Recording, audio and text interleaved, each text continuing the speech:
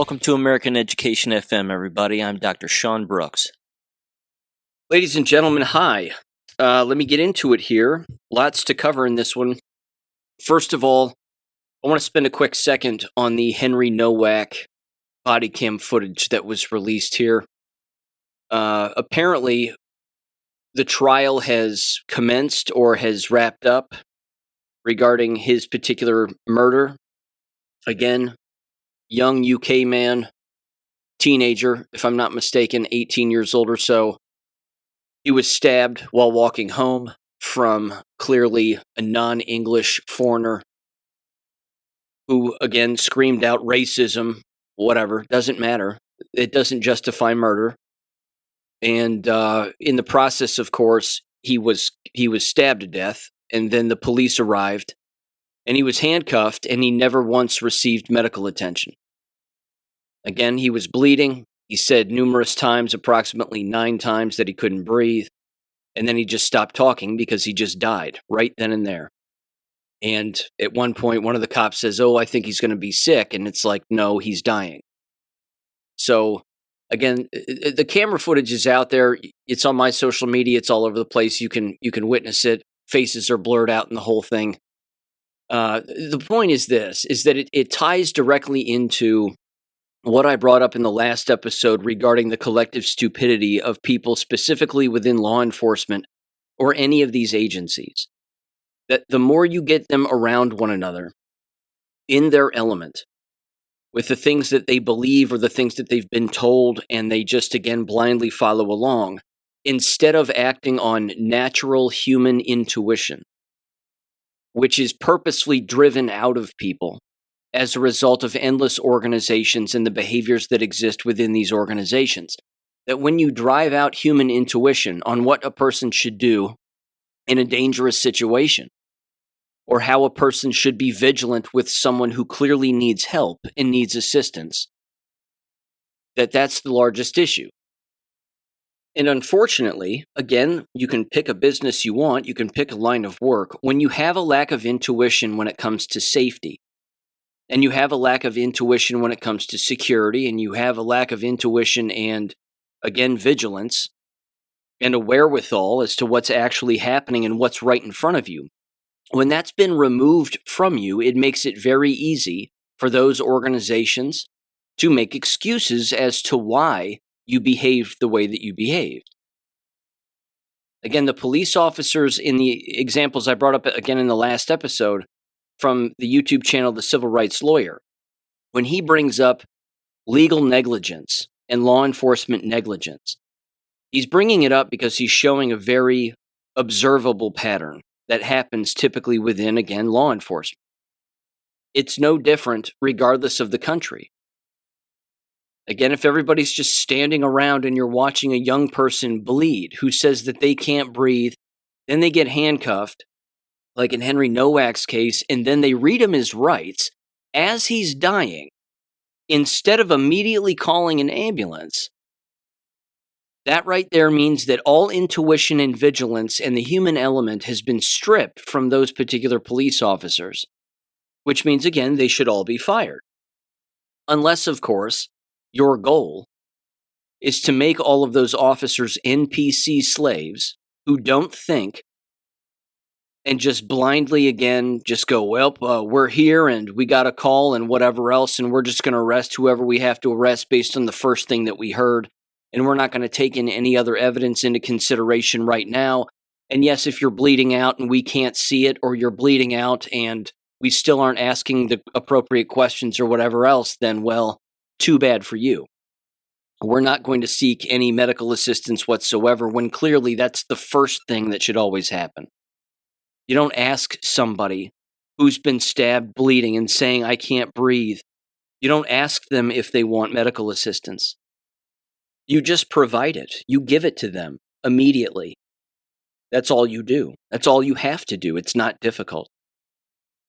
It is very difficult, however, for a group of individuals within a particular country, again, to be so watered down and so pacified that they actually take the word of a foreigner, certainly in this day and age, over the word of a natural-born citizen who is a legal citizen. That particular individual, by the way, who stabbed Henry Nowak, had a history with police, again on the streets, waving around a sword, a giant knife. He's had police interactions before on video. So they knew who this person was. But again, when you pacify the legal system and you strip the legal system of any, again, common sense, then you don't have a legal system. You don't have a judiciary. You have nothing. And this, again, is how you demoralize people. This is how you demoralize a nation. And this is how, of course, you take it over. So there's a lot of debate right now as to, again, what's going to happen in the UK as a result of this clearly negligent body cam footage and the actions of these, or non-actions, I should say, of these police officers and what they clearly didn't do that they should have done. But again, here we are in June, and it's the same kinds of playbooks and the same kinds of timing and dissemination of information that is leading individuals, again, to either want to riot or to create, again, more conflict between citizens, law enforcement, governments, XYZ. I mean, it's not just happening in the UK, of course, it's happening here. You see footage of rioting, of course, and running through the streets of Paris. That's because the football team over there, Paris Saint-Germain, won the League 1 championship, apparently. But even so, I mean, it's not a good image. You see a bunch of black teens, illegals, running around, burning things, again, vandalizing property. It's a constant thing. It's just a year after year, Operation Clockwork kind of thing. I mean, you can pick a day on a calendar and say, okay, this is likely to happen on this day. Again, year after year. It almost doesn't matter the event, and it doesn't even matter necessarily the country. But here's where I want to take this next. I came across a video on X from a guy that I follow, and I've put a lot of his, a few certainly, of his videos and his video clips in the war videos as well. But his name is Eric Moutsis, if I'm saying that right. Moutsis, something like that. Moutsos. Again, you can follow him over on X. He's got some informative videos and things. But in one of the videos here recently, he highlights a speaker describing a book that is titled 2025, Scenarios of U.S. and Global Society Reshaped by Science and Technology. The book was written in 1997, but it's, again, titled 2025. And it's written by three individuals, an Andy Hines, a Joseph Coates, and a John Mahaffey, if I'm saying that right. Either way, within this book, they highlight a number of different things. It's 501 pages. It's a thick one. But again, it highlights exactly what we're experiencing now and what we've been experiencing certainly over the last at least 6+ years. Let me just read you the table of contents here real quick, which, by the way, you can look up this book on Amazon to purchase it in hardback, and they're offering $400 to $600+ for the book. There is a PDF that is free, and now that PDF is available on my website under the Government Documents tab. You scroll all the way down at the bottom of that list. It's number 72 at the bottom of the list. You can download this book for free. Again, I haven't read it yet, but I would highly recommend it. Here's the table of contents again. There's an introduction is number 1. Smart living is the next one. Information, the global commodity, is the next one. Harvesting the fruits of genetics is the next one. Powering three worlds is the next one. The world of things. Working toward a sustainable world. Managing the planet. Putting space to work. Our built world. People and things on the move.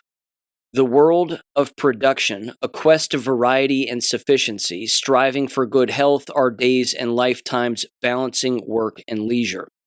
Here's a quick little summary from Eric's video of a speaker describing, again, more specifically what's inside of this book, and ask yourself whether or not we've been experiencing this now for quite some time, and certainly experiencing it now in 3, 2, 1.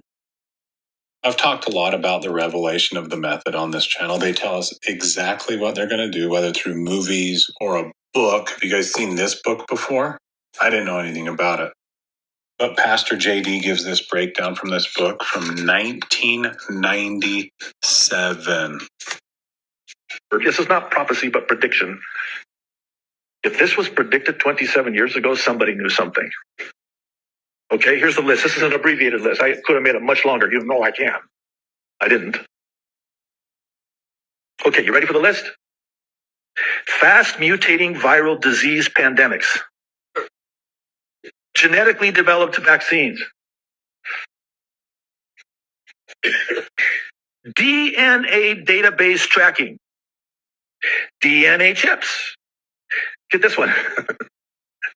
1997. Gene-based pharmaceuticals. Transmitting genetic instructions for a disease process. How about this one? You ready for it? Wait for it. Artificial intelligence to determine gene patterns. 27 years ago, who had heard about AI? Apparently they had. How about this one? Robots for doing genome sequencing. And then this one blew me away. Using recombinant DNA for making spike proteins.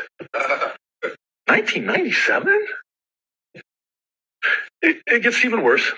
Smart homes. They have a whole chapter on smart homes / smart cities. This one will absolutely floor you. It did me. In 1997, and this is, you can do the word search and research yourself. They predicted, not 2025, but by 2020, that people would be working from home virtually. Nuclear devices causing widespread contamination. Nanotech devices. This stuff was never even heard of. Digital currency. And last but certainly not least, vaccination programs. I'm sorry, I got to chuckle, because if I don't, I'll cry. Vaccination programs run by organizations like the World Health Organization for a global killer that has yet to emerge. First printing, February 1997. When I was on the Dangerous Info podcast last with Jesse James and Outcast, I specifically brought up a couple of examples of James Perloff's books. Again, 13 Pieces of the Jigsaw was the second one I mentioned, and the first one was Truth is a Lonely Warrior. I recommend those books. Certainly Truth is a Lonely Warrior. That is a book, again, that will open your eyes to the real world that we live in without a doubt. It covers fraud across basically every spectrum. Again, the hidden agenda, secret societies, the whole thing. It covers all of it. The control mechanisms, everything. And when I was done reading that, I thought to myself, I thought backwards. And I thought, okay, what have we seen? What have we experienced? And then I started to connect those dots, and I thought, oh, wow, there's still more things for the enemies of humanity to actually put forth. So by the time the COVID lie rolled around, it made perfect sense. And I thought, oh my God, this is completely fake. And then I thought, oh my God, look at all the people that are falling for this. Again, this kind of information exists in old books because it is ancient. These things are planned out and pre-planned for us. And they do their best even to take into account the human element in us pushing back, which unfortunately causes them to double down. But they also pre-print all of this and write it and put it out there for people to read. Not, of course, mentioned by the mainstream media because they control those elements by and large. But again, they put this information out because they're basically telling anybody that if you read this and if you find out the truth, it won't matter because we're going to do it anyway. I mean, that's overwhelming. That's an overwhelming thought and an overwhelming reality that is very difficult for endless people to grasp. And certainly the brainwashed will never figure that out, which is too bad, because they're the ultimate victim. You would think, again, that if you told someone that they were the victim of a scheme that involved lying, manipulation, and murder, that they would say, okay, I want to learn all about that because there's people out there that want to kill me. And there are, always. And of course, way too many examples to even bring up in one episode, which is exactly why, again, there's been now 900 episodes of this particular show over the last almost 6 years coming up in October. Again, there are endless shows out there that cover a great deal of information like this, but I just wanted to make this resource in this particular book available to you so that you can reference this. And again, if you download the PDF, you can search the PDF for specific words. And then, of course, it'll take you right to the page. So again, the book is titled 2025, and then the subtitle is Scenarios of U.S. and Global Society Reshaped by Science and Technology. Again, it exists on my website in PDF format for free. Under the Government Documents tab, scroll all the way to the bottom of that list. It's number 72. You can click on it, download it. It's right there. Now, with that said, I want to mention this too, because, again, this is history right in front of everybody's face. And again, I ripped this off of Grok here because I came across a particular post about it, but I wanted to do a little deeper dive on it and then give everybody a bit of a background and then read through this list. And then again, you can ask yourself whether or not this has been happening throughout our lifetime. And of course, the answer is yes. And it's unfortunate. In fact, it's beyond unfortunate. That's an understatement. But here's what it said. This specifically has to do with the current communist goals, quote unquote, that were read into the congressional record on January 10th of 1963 by Representative A.S. Herlong Jr., a Democrat from Florida, as a part of their extended remarks. It says this was done by unanimous consent at the request of a constituent, Patricia Nordman, of DeLand, Florida, every single time. This list was presented as an excerpt from W. Cleon Skousen's 1958 book, The Naked Communist, with goals added around 1961.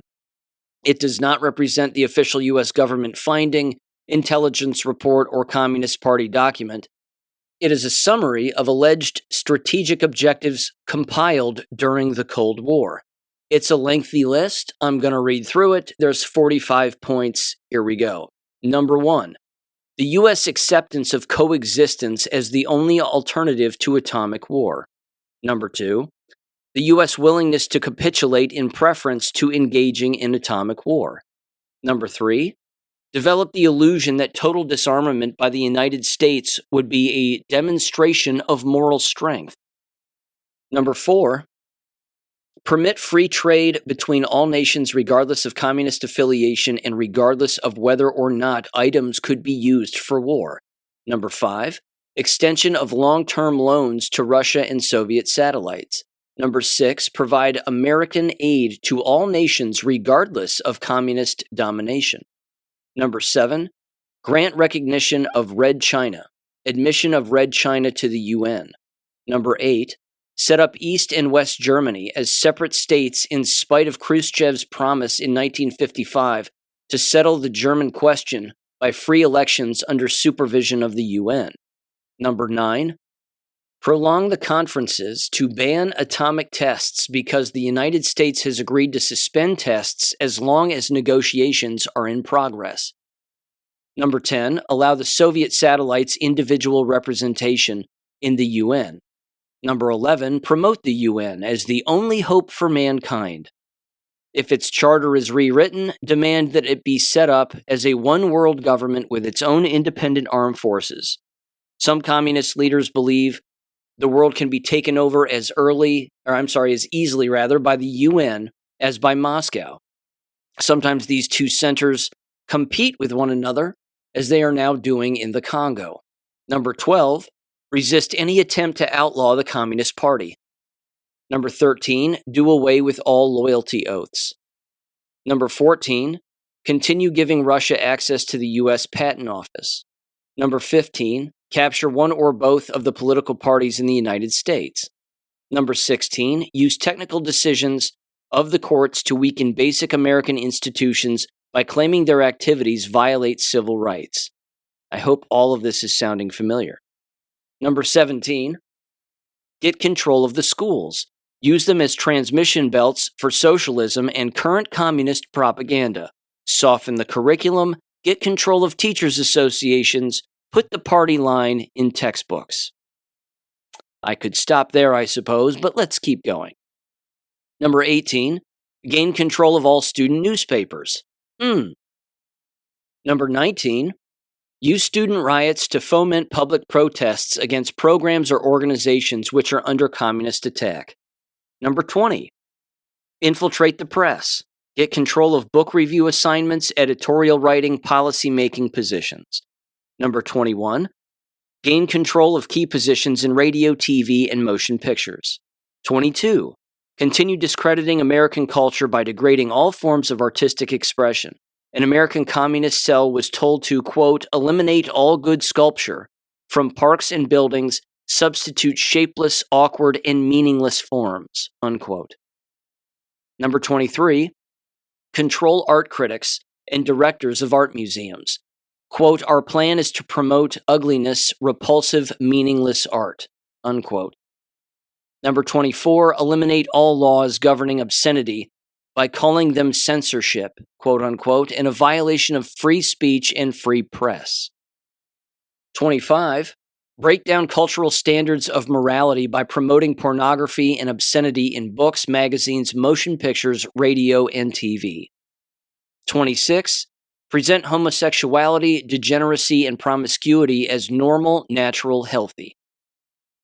Number 27, infiltrate the churches and replace revealed religion with social religion. Discredit the Bible and emphasize the need for intellectual maturity, which does not need a religious crutch, quote unquote. Number 28, eliminate prayer or any phrase of religious expression in the schools on the ground that it violates the principle of separation of church and state. You see how easy it is to brainwash people. These are the same schemes, same words, same verbiage that is used time and time again by communists, politicians, the media, NPCs, you name it. 29. Discredit the American Constitution by calling it inadequate, old-fashioned, out of step with modern needs, a hindrance to cooperation between nations on a worldwide basis.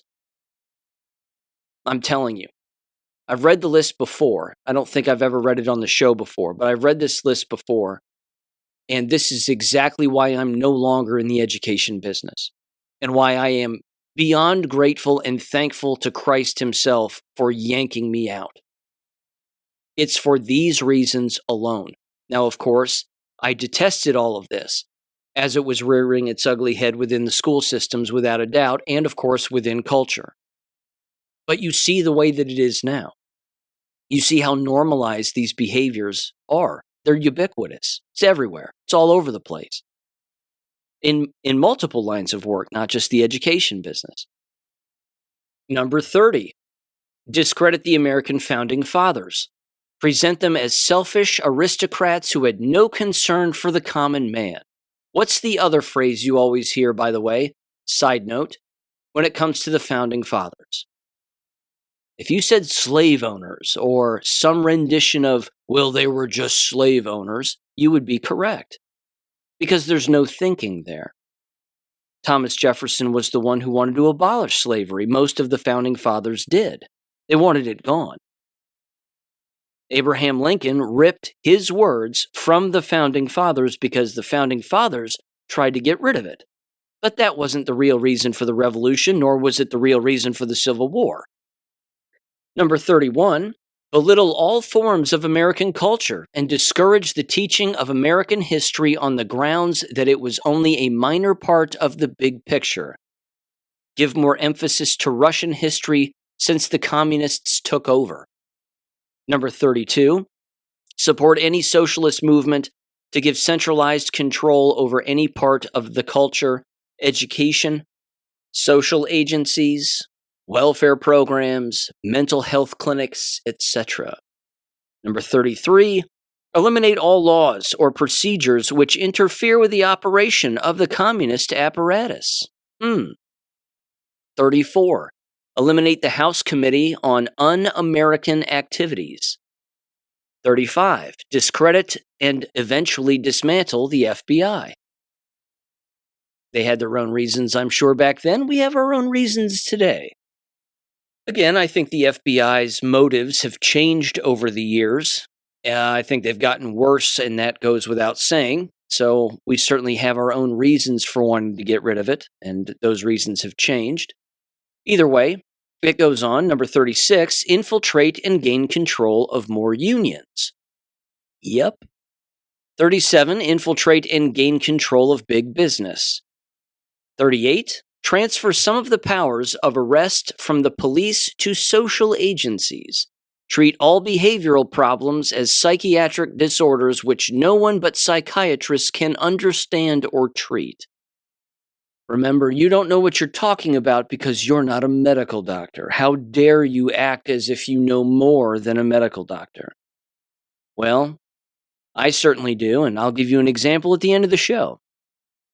The list goes on here, though. 39. Dominate the psychiatric profession and use mental health laws as a means of gaining coercive control over those who oppose communist goals. Number 40.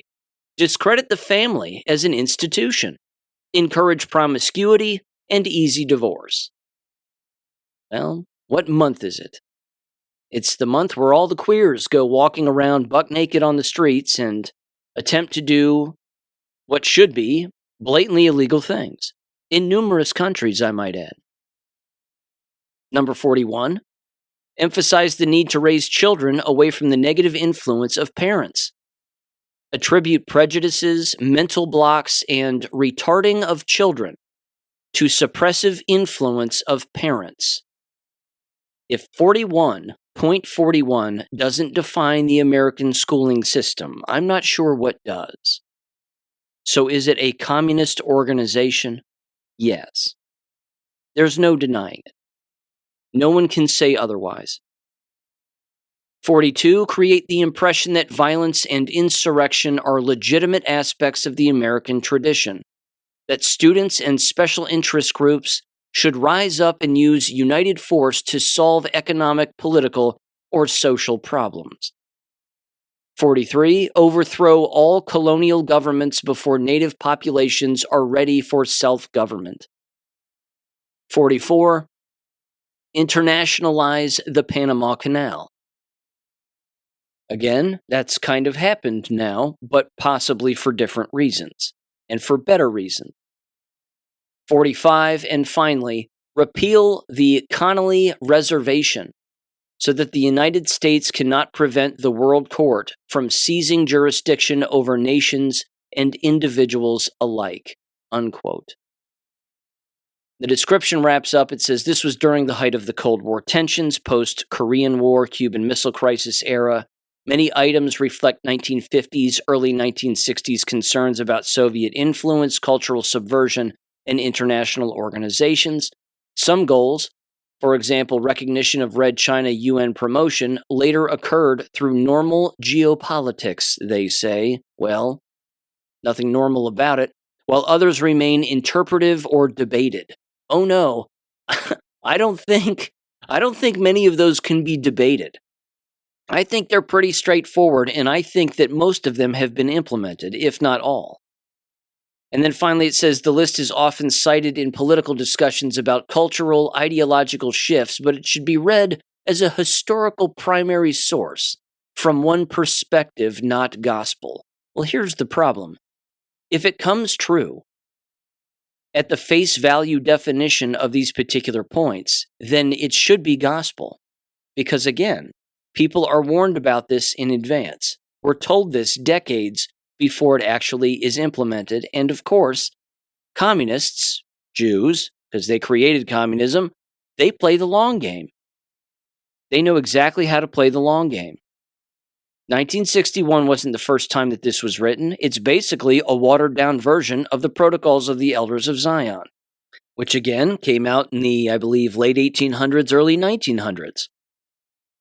Now that leads me to this, and I'm getting tired of bringing up Iran, because again, I think a lot of this is kayfabe.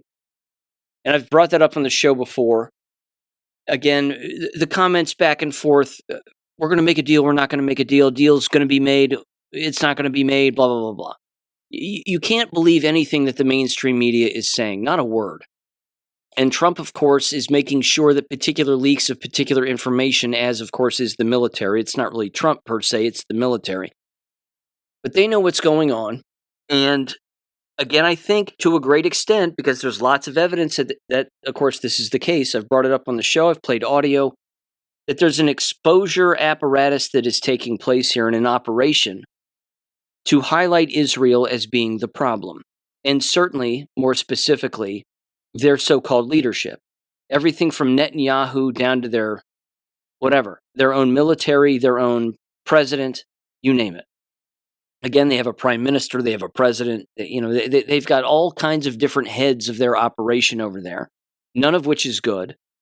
And the more that they are exposed, of course, online and in the mainstream conversation, so to speak, the more that they double down on wanting to eliminate anybody who disagrees with them. And then, of course, they do what most emotional people do, is they get louder and louder about it, and then they hide less and less information, and they publicize their real goals. Much like, again, the communist goals that were just read there and just brought up again back in 1961. But I was given this particular comment on Rumble from an individual who listens to the show. They know who they are. And again, thank you for listening, and thank you for commenting with regularity. But this is from Mary in NorCal, and they said the following here. They said, Sean, I know a young woman from Iran. She and her mother came to the United States about 5 years ago, although her family and friends remain in Iran. I asked her what's going on there. She smiled and said nothing, quote unquote, nothing. I asked her what she meant. She said no bombs and no disruptions, aside from some more issues with the internet. Gas prices not high there, cost of living and groceries about the same. She added, quote, I think we in the United States have been impacted more than in Iran, unquote. When I hear this, I start wondering whether it's all a hoax. Probably Mike King from Real News and History would say that nothing is going on there. Maybe it's all a psyop, unquote. I would have to say that I agree with that. Again, I've brought it up here before that there's ample evidence, I think, that is the case. That if something, again, did take place in Iran, it happened a while ago. Because the information that we were given when this operation took off, it was all very, very quick. This person's dead, this person's dead, this person's dead. We've got control of this, we've got control of the airspace, we've got this, we've got that. I mean, all of that happened very, very quickly. Who's to say that that didn't happen during the first administration, let alone the fake Biden administration? And one of the reasons, again, that I bring this up is because of this so-called conversation that President Trump and Netanyahu had over the phone, where normally conversations wouldn't be leaked regarding the conversations that occur over the phone. In fact, they're never leaked. Unless, again, Donald Trump specifically mentions something, but whenever he talks with a particular leader over the phone, it's always a positive conversation. Nothing bad ever happens. And then, of course, there's never any leaked information about said phone call. Except for this last time, where I find it very interesting that even Fox News brought this up, where they said Trump and Netanyahu were on the phone with one another, but the conversation allegedly got heated. And then there was allegedly, again, a direct quote that was released that went like this. Trump allegedly told Netanyahu, quote, "You're fucking crazy. You'd be in prison if it weren't for me. I'm saving your ass. Everybody hates you now. Everybody hates Israel because of this." Unquote. I mean, again, if that's a real quote, okay, if it's real, why would that be the quote that gets released from the phone conversation? And who would release it? Now, that quote wasn't read on Fox News, but they simply said the conversation got heated. And then they moved on to the next story. And then, of course, Netanyahu's out there telling people, we're going to do whatever we have to do to protect ourselves because that's our right, and we're going to bomb Hezbollah regardless of where they are, and we're going to go into Lebanon and blah, blah, blah, blah, blah. I mean, he does that consistently. But look what's happening here from an operational exposure standpoint. If you're saving Israel for last, this is exactly how you do it. There have been endless examples of, again, things that have been released to the public that make Israel look terrible. And of course, this conversation occurs at the same time when all over social media, certainly at the end of last week, middle of last week, everybody was talking about an amendment to a particular bill or a provision within a bill that basically unites the Israeli army and the American army into one when it comes to the sale of arms back and forth and helping one another and producing weapons and XYZ. And that, of course, pissed off numerous people at face value, and of course, why wouldn't it? Unless, of course, the larger goal is to control the Israeli army so they can't keep doing the things that they're doing. And a few weeks back, it was Trump who said, well, Netanyahu will do whatever I tell him to do. If I want him to stop, he'll stop.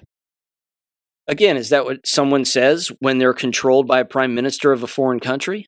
It doesn't seem like it. Doesn't seem like it to me. I'm just sitting back again. I'm not sitting back and relaxing and being lazy. That's not what I mean by sitting back and watching all of this. I'm sitting back and I'm watching this and I'm just recognizing the patterns. I'm recognizing, again, what conversations get leaked and which ones don't. Of all of the conversations that again, Trump has had over the phone, why would he all of a sudden publicize, and why would Fox News and other outlets publicize a heated conversation between Trump and Netanyahu?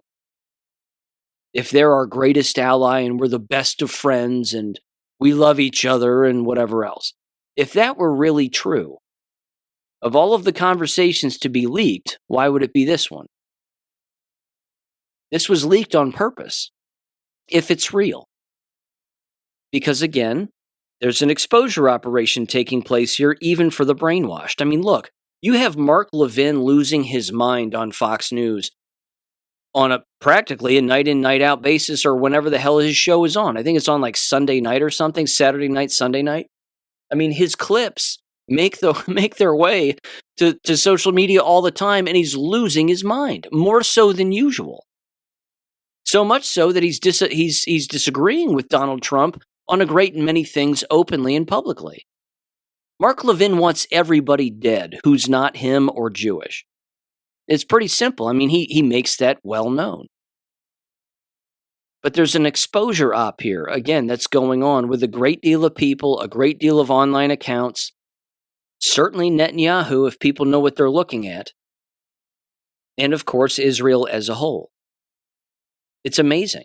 I mean, I think it's beyond evident, because why else would the fever pitch be what it is consistently online, certainly from us, and then at the exact same time, you have the predictable pushback from them and the Israeli lobby and everybody else. They're the ones that are saying, well, we have to double down on eliminating the First Amendment, and we have to double down and we have to fund a giant $1 billion plus committee that becomes, I don't know, ever present in Washington, D.C. One of these Jewish leaders said this anyway. I played him on a war video. Guy's an absolute goblin monster. But he was out there openly saying again that we have to track down people on social media and throughout all of society and anybody who disagrees with us and basically paint them as the eternal enemy. I mean, imagine that. This has never happened before, not in my lifetime. Again, I've been alive for almost 45 years here, coming up in July. I've never experienced this. I mean, again, I got tuned into this back around whenever it was, 2014. That's, again, when I certainly woke up, if not a year or so before then. But when it came to, again, certainly the Jewish influence and the Jewish question, yeah, it was around 2014, 2015. And I went, oh my God, this is massive. This is huge. But no one's taking their foot off the gas on this, which is the cool part. Because like I've said before, and you know this, when people wake up, they don't go to sleep. When you finally wake up to all of this, you don't go to sleep. Let me give you a couple of quick examples here. First of all, there was this. This is over on X with Retard Finder. If you don't follow Retard Finder, you should. Hilarious account. Useful information.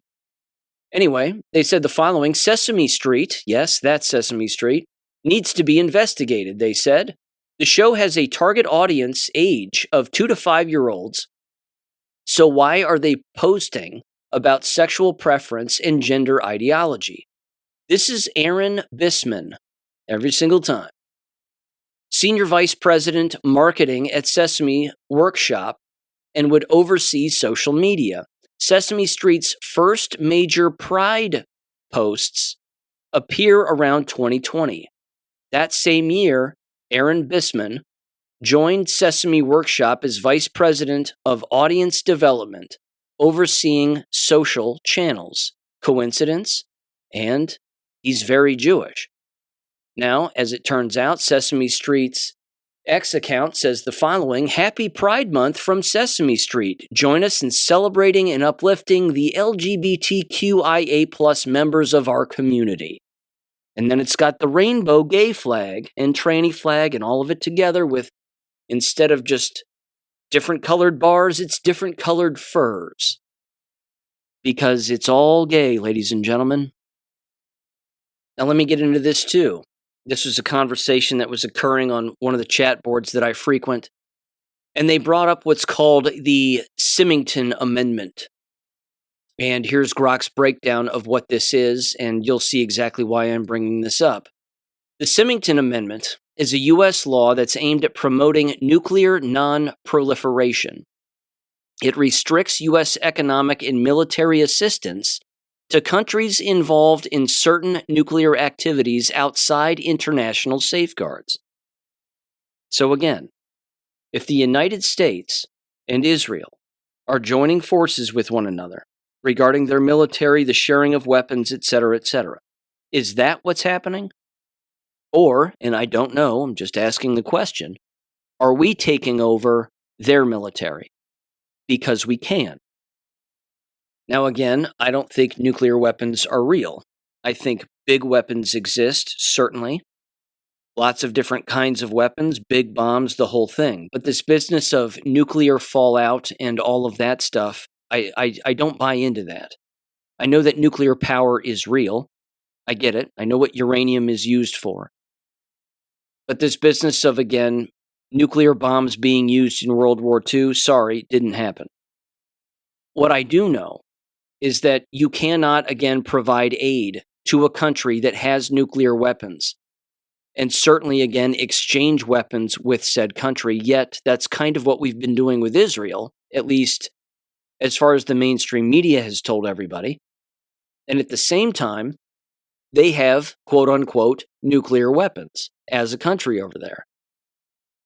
But here's the description again. It goes into more detail, as one would expect. It says key details. It says it was introduced by Senator Stuart Symington, Democrat from Missouri, and enacted in 1976 as Section 669 of the Foreign Assistance Act of 1961 via the International Security and Arms Export Control Act. It has been amended and is now codified in Section 101 of the Arms Export Control Act, 22 U.S.C. subsection 2799 AA-1. The core prohibition, it bars most U.S. economic aid, military assistance, grants, credits, or guarantees to any country that delivers or receives nuclear enrichment equipment, materials, or technology, or in related provisions, reprocessing technology, if that country does not comply with full-scope International Economic Energy Agency safeguards, IAEA.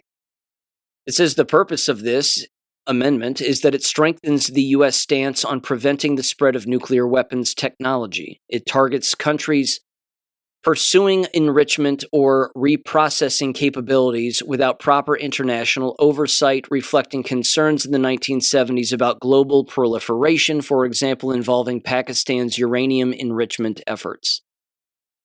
Again, hence the whole Iran story as well.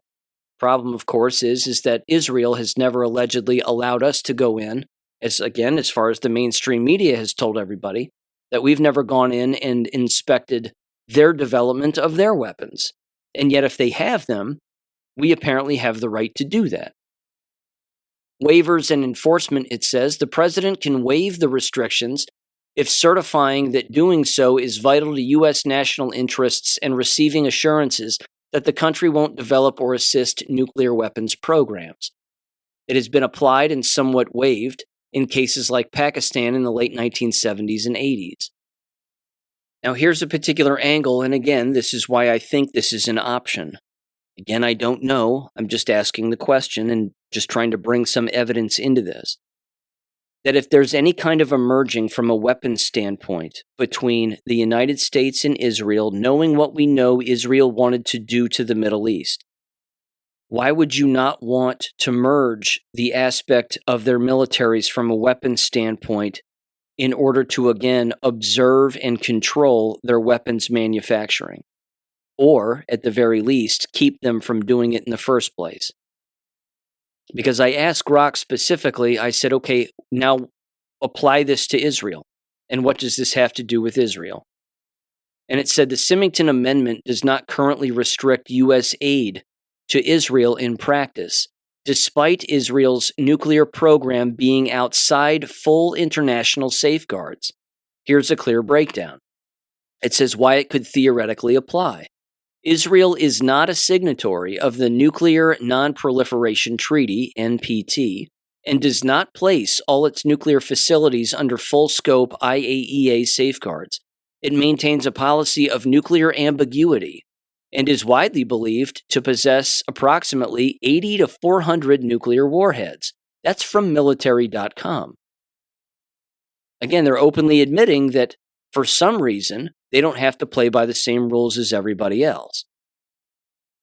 Hence, of course, them wanting a greater Israel and, of course, fomenting chaos throughout the Middle East, throughout their entire existence, and a number of other things. I mean, hell, they would use the Samson option and blow up their own people as they've done before and then lie about it in order to, again, expand their land, expand their dominance, and play the victim.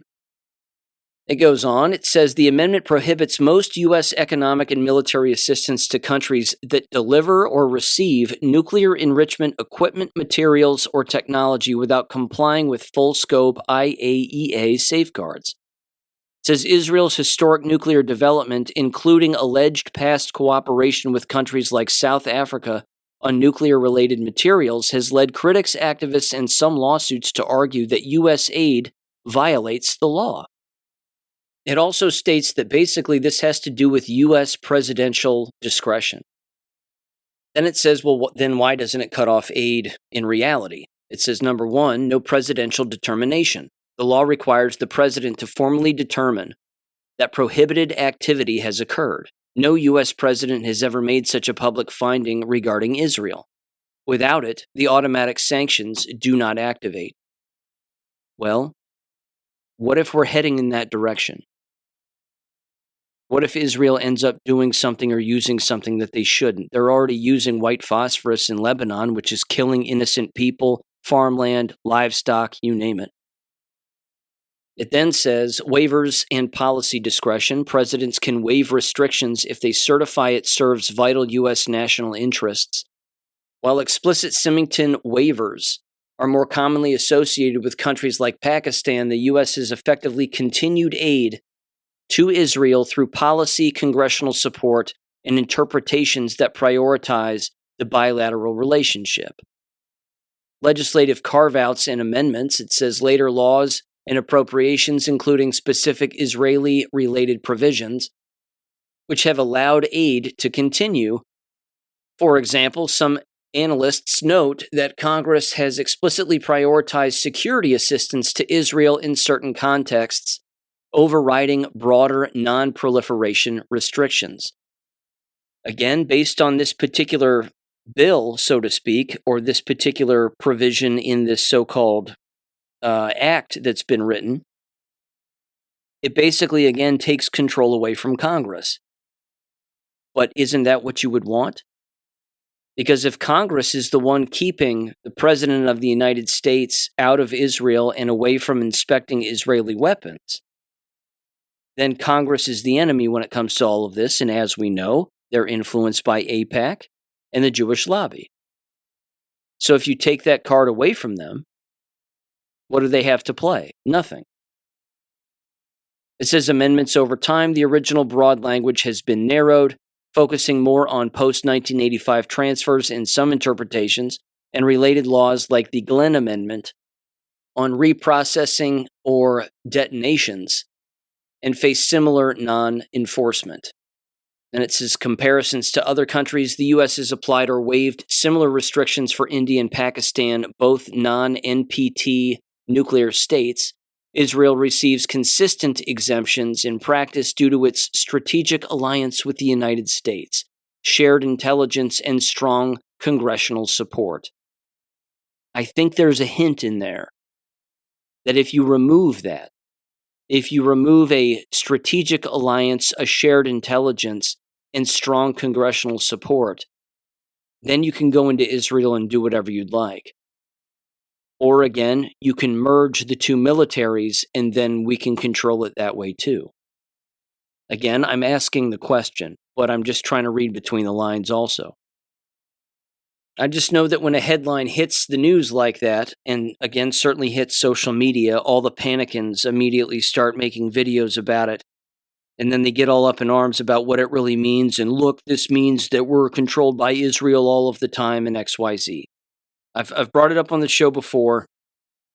I find that less and less likely.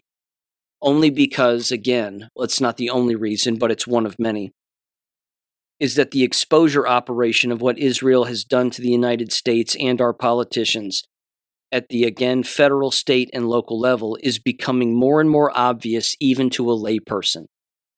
That's not accidental. That's coordinated clearly, in my opinion. It's a positive psychological operation because it's also, of course, uprooting the response from the Jewish lobby, which everybody is seeing. Everybody is, again, seeing their true colors for who they actually are and what they actually do.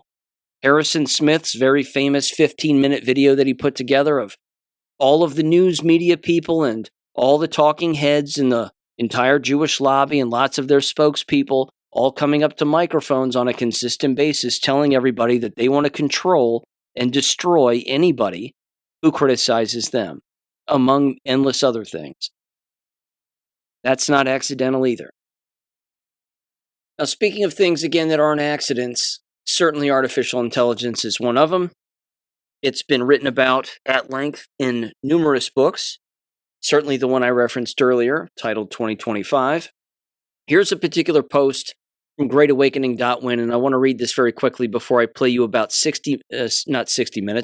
minutes of testimony in the Ohio State House on June 1st the other day. Again, a lot of Ohioans came to the microphone and voiced their displeasure for data centers, and rightfully so. But from greatawakening.win, this was titled, CEOs are quietly realizing the AI replacement plan has a problem. Two problems, actually. Number one, the token costs for running AI agents are now exceeding what they were paying the employees they fired. Two, when the tokens run out, the AI stops. Just stops. No continuity, no workaround. Just a spinning wheel where your workforce used to be. You fired humans to save money and bought a subscription that bills you into a corner. The employees you let go knew what you did when things broke. The AI just invoices you for the outage. And then there's the permission problem nobody wants to talk about. To do its job, the AI agent needs access, full access. Your systems, your patents, your contracts, your future plans. Everything you spent years building, handed over to a process that has no loyalty, no discretion, and no skin in the game. You didn't hire a replacement. You gave a stranger with no soul the keys to everything you own. Enjoy. That was, again, reposted there, but posted originally from X. And yeah, that's certainly one of the interagency problems, I would venture to guess.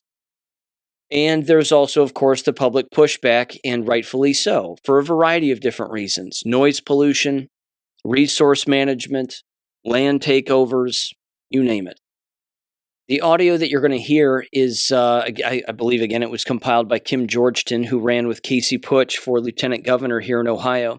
Again, she's still on the scene, making the rounds and advocating for freedom and independence, and rightfully so. And again, I'm a fan of hers, and good for her for doing it. Same thing with Marcel Sturbich here in Ohio. He's doing the same thing when it comes to voter fraud and trying to expose that as much as humanly possible. But this particular audio having to do with the data centers is sort of spliced together. It's a bunch of different people just sort of making very quick comments, but it lasts about 6 minutes. So give this a listen in 3, 2, 1. All the farmers I've talked with do not want data centers. As a matter of fact, elected officials are very concerned in my to give data center owners and billionaire corporations our resources and our data. What is the trade-off? 76 turbines will burn natural gas 24 hours a day, 7 days a week. At least 40 of those massive engines, they're basically jet engines. And then the power plants themselves, if they sell power, have another cooling loop. So when we talk about these closed loops, almost all of them use open loops for ultimately dumping the heat. Committee, enough reason for concern for you to call on Governor DeWine to push pause with further development and have Ohio lead the way in responsible development. Residential wells. Are those wells gonna go dry? As a way to correct this, the state could require that any city, village, or township located within 5 miles of a proposed data center put it up for a vote on the ballot. Systems require the use of chemicals like PFAS, forever chemicals, and glycols, which do have known serious adverse events on humans and aquatic life. Neither of these chemicals are currently required to be monitored by the liberty and property of its citizenry. A recent Gallup poll shows that 70% of Americans do not want a data center in their community. Operated on principles adverse to the human condition. But I am surprised by those who took an oath to represent us, the people, and to advance our interests, our hopes and dreams, who are now advancing the interests of those adverse to us by allowing hundreds of data center founders gave us as a tool to help ourselves. This movement is made up of ordinary Ohioans printing petitions at home, using coupon codes to purchase banners at Walgreens so we can afford them, driving county to county on their own dime and standing outside in every kind of Ohio weather because they care about their communities. That's who Conserve Ohio is. What's been most surprising is who is standing beside it. Ohio pass R 9.66D, shielding more economic development information from the public at the exact moment communities are asking for transparency, not less. I have 16 NDAs right here. The number $1.6 billion. That's what Ohio's data center tax exemption cost taxpayers last year alone. That is nearly 10 times what the state originally projected. That money did not go to schools. It did not fix roads. Drought in the spring and summer of 2024, that the state authorized $10 million in drought relief for farmers. That connection between groundwater and surface water means that our surface water resources can become stressed if groundwater becomes depleted. Our forest is truly the last wild frontier of Ohio. Wildlife areas. The comments on these nominations run 98 to 100% opposed. Opioid epidemic impact families like mine. At the time, I blamed everyone around me, doctors. It took years for me to understand how powerful industries like Big Pharma can make decisions and how communities are often the last to learn. This creates a loss of food for the future generations. God isn't making any more farmland, so it's important we take care of farmland we have left. While I have learned a lot about data centers, I am still confused on why we need so many of them. Earlier veto, the legislature must find a way to eliminate of a request to rezone land from residential Ag 1 to industrial. The land to be rezoned surrounds our 2 acres on both sides and along the back. Over the next 3 months, I spoke at zoning board meetings and at our township trustee meetings. I begged and pleaded for our land to be saved and for the rezoning to not go through. There are no appropriate setback limits for schools and for neighborhoods, but rather data centers. Once again, those of us who are drawing attention to the new concern are being ridiculed and facing backlash, and are now being linked with anti-American groups, which is shameful. That's to the community, improving the quality of life for residents. If done poorly, data centers are a liability, worsening the quality of life of people in the host community. Most people inspect a parachute before jumping out of the plane. Power plants being applied to these data centers currently. Springfield's water is very much for sale. They are. I can speak to this directly. In American Township in Allen County, a data center representing $500 million in capital investment. Amended its zoning code to allow data center campuses as an industrial use. Public records subsequently confirmed, they're literally wanting data centers, malignant hum of machines and metal and data. We need to be. Families, farmers, and small businesses. Safety is false. They spoke about how they will strengthen community infrastructure to protect us, lowering regulations and fast-tracking permits. There is a race to be early in the IPO before these companies and before the retail investors in America realize that there's no there there. And we are ahead of our skis on calling large language models and machine learning AI before it is truly generative AI. And so when we look at how March, I requested a moratorium, which went to the technology committee. Of course, the request was heard, but it was not acted upon. And while we waited, more projects were approved, more communities were blindsided, more officials signed NDAs that prevent them from telling their own neighbors what's coming. And now we find out 7 out of 10 Ohioans do not want large-scale data centers in their communities. More than 30,000 have signed the petition to block any hyperscale data centers over 25 megawatts. Again, that video was roughly spliced together. I don't know if it was Kim Georgeton who did it or whatever, but the point is that it was designed to show, again, numerous ages of individuals, again, children, adults, lots of different races of people, all Ohioans who don't want any of this. And they're all bringing, again, their own perspectives into it and their own knowledge. And again, they're sharing all of this with legislators to basically say, look, you've got to stop doing this. But the legislators, again, if they're controlled and they're owned, and we know many of them are, they'll receive kickbacks in order to, again, advance a vote, push this forward. And unfortunately, the choices for governor here in Ohio are the same. One just happens to be an Indian, and the other one happens to be a Jewish woman, and that's about it. It's not good, because both of them are for data centers. Again, they're both interested in advancing whatever they have to advance in order to get a kickback. And neither one of them struggles monetarily, certainly not Vivek. So that's the corrupt nature of things, but I'm proud of these Ohioans for doing the right thing and speaking out against all of this because, again, it doesn't have anything to do with party affiliation. This has to do with, again, an invasion of technology over our land, over everybody's land, regardless of the state you live in. So, again, good for them. I hope it makes a dent. Time will tell. Okay, moving on to education here very quickly. A lot of weird stuff, as one might expect, and a lot of predictable behavior. Last Thursday, I believe, the Columbus public school system had their graduation, their high school graduation, and wouldn't you know it, a fight broke out. Lots of them, as a matter of fact, in the atrium of the ceremony hall or wherever the hell they had it in downtown Columbus. And yeah, it was the teens again, ladies and gentlemen. It was those pesky teens. They all just happened to be of the same race. Not white. And there you go. That's all over YouTube. Anybody can check that fight out if you're interested. There's also this. This was from Texas, Fox 4, Dallas, Fort Worth. Texas sues Denton, Texas, and their city specifically, over a gender-neutral changing room taking place at a private LGBTQ+ pool event, claiming its advertised gender-neutral dressing rooms violate state law. Ladies and gentlemen, I'll put it this way. If you're having a private LGBTQ+ pool event and you want the bathrooms to be the same, some kid's gonna get diddled. That's what that means. It's an advertisement. You might as well put it on a billboard.